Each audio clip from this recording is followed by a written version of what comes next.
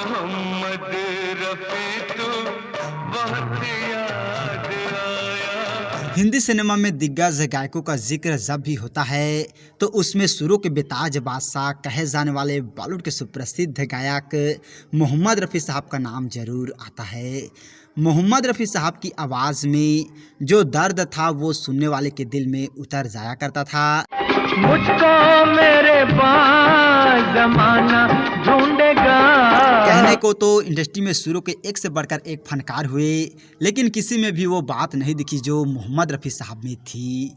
और 31 जुलाई 1980 को मोहम्मद रफ़ी साहब हमेशा हमेशा के लिए इस दुनिया से अलविदा कह गए।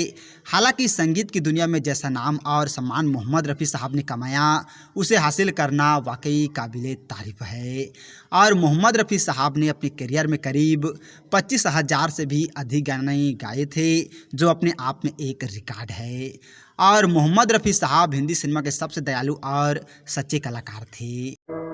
तुम मुझे यूं भुला न पाओगे।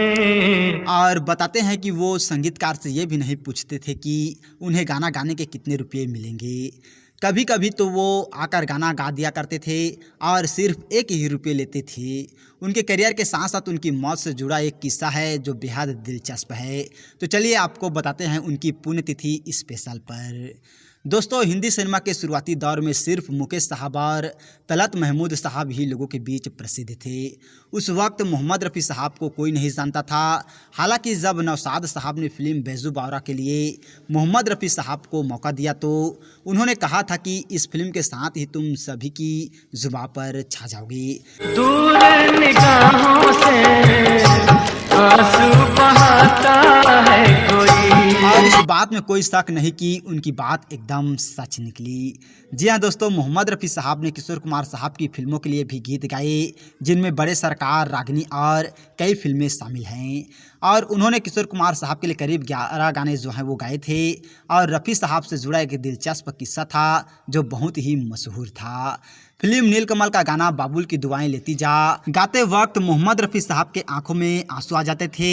और इसकी वजह यह थी कि इस गाने के ठीक एक दिन पहले उनकी बेटी की सगाई हुई थी और इसीलिए वो बहुत भावुक थे। और इस गीत के लिए उन्हें राष्ट्रीय पुरस्कार से भी सम्मानित किया गया था। और दोस्तों, मोहम्मद रफ़ी साहब को 6 फिल्म फेयर पुरस्कार भी मिले थे। इसके अलावा उन्हें पद्मश्री से भी सम्मानित किया गया था।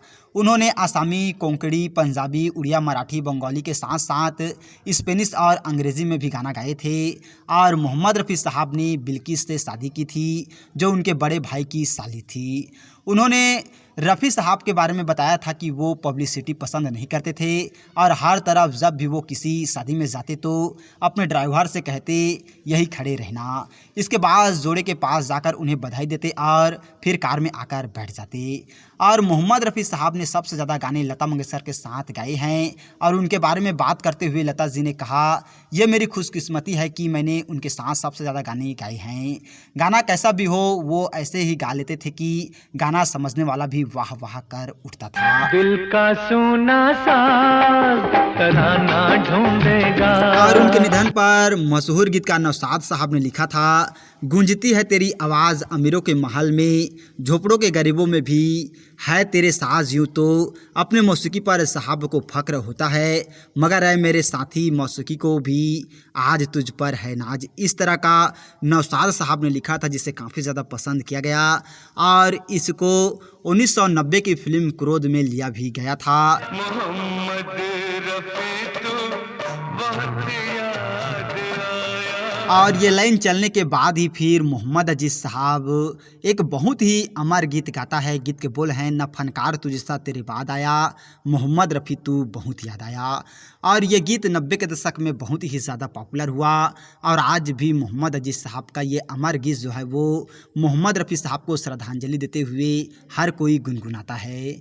और मोहम्मद रफ़ी साहब ने अपने निधन से पहले एक गाना रिकॉर्ड किया था जिसके बोल थे, शाम फिर क्यों उदास है दोस्त। किसी को भी नहीं पता था कि ये उनकी ज़िंदगी का आखिरी गीत होगा।